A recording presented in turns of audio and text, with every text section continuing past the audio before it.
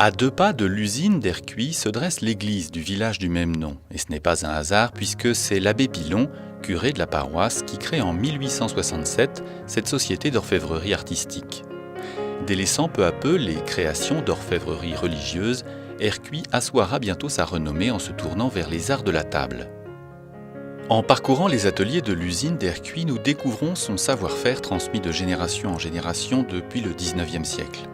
Ici, tout commence dans l'atelier de gravure, où sont sculptées, dans l'acier, les matrices de couverts.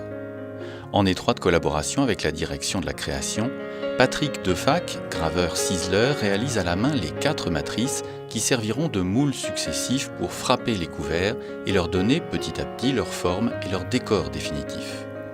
Pas moins de 45 étapes successives seront ensuite nécessaires pour fabriquer un couvert en argent massif ou en métal argenté qui utilise le maillechort comme matière première, alliage de cuivre, zinc et nickel.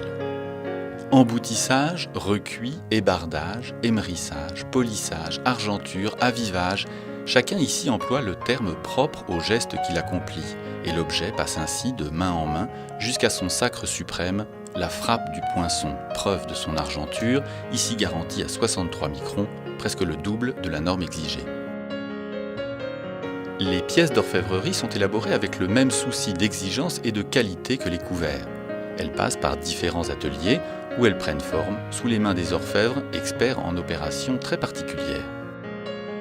Certaines pièces exceptionnelles éclatent par leur majesté et leur raffinement.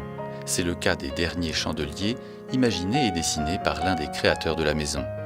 Je suis Olivier Maillefer, je travaille au service création Ercuis depuis 20 ans. Le point de départ du processus de création est bien souvent une pièce d'orfèvrerie ou un couvert directement tiré des archives d'Ercuis qui possèdent un patrimoine immense, source d'inspiration pour les créatifs. Leur travail d'imagination et de création consiste alors à mettre au goût du jour ces pièces et à leur apporter une touche de modernité. Nous travaillons actuellement sur un flambeau 7 lumières de style rocaille pour lequel j'ai dessiné un pied à partir d'un élément récupéré de nos archives. Ce pied sera ensuite prolongé par un fût, le corps du chandelier, qu'on a aussi récupéré dans nos archives, pour enfin aboutir à des branches que nous allons construire à partir d'éléments de fond anciens. C'est également le cas pour des créations en ligne beaucoup plus contemporaines. Par exemple, la ligne d'orfèvrerie Transat, qui a été lancée récemment, s'inspire de formes des années 30, lorsqu'Ercuis équipait les grands paquebots de la compagnie transatlantique. Mais nous avons modernisé ces pièces en leur apportant une touche résolument contemporaine par la pureté des formes et du décor.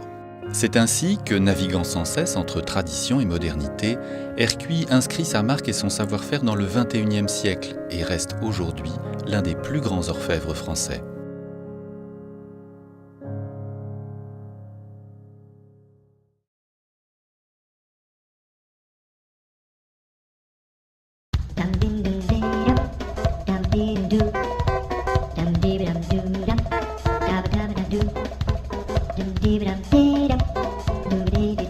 Donc j'ai fait un colvert rôti servi avec une purée de persil tubéreux au café. Il fallait une assiette plutôt plate et celle-ci convient très bien.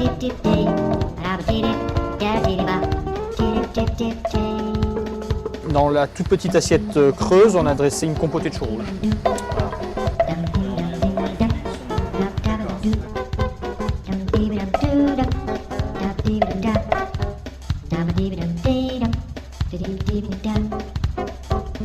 La forme intéressante pour moi parce que peu de surface de dressage, 3 ingrédients, l'ingrédient majeur étant la Saint-Jacques, la forme bol, mais une ouverture pour le visuel du produit.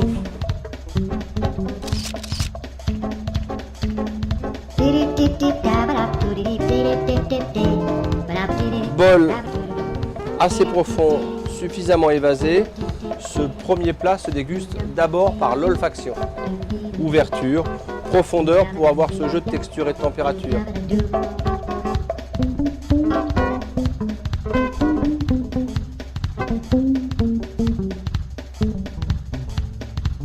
En ce moment c'est lourd, donc je voulais faire le ceviche. Donc j'ai choisi l'assiette rose. Parce que avant ça, je vais mettre ça dans le frigo. Et puis grâce à la forme, là on peut garder fraîcheur.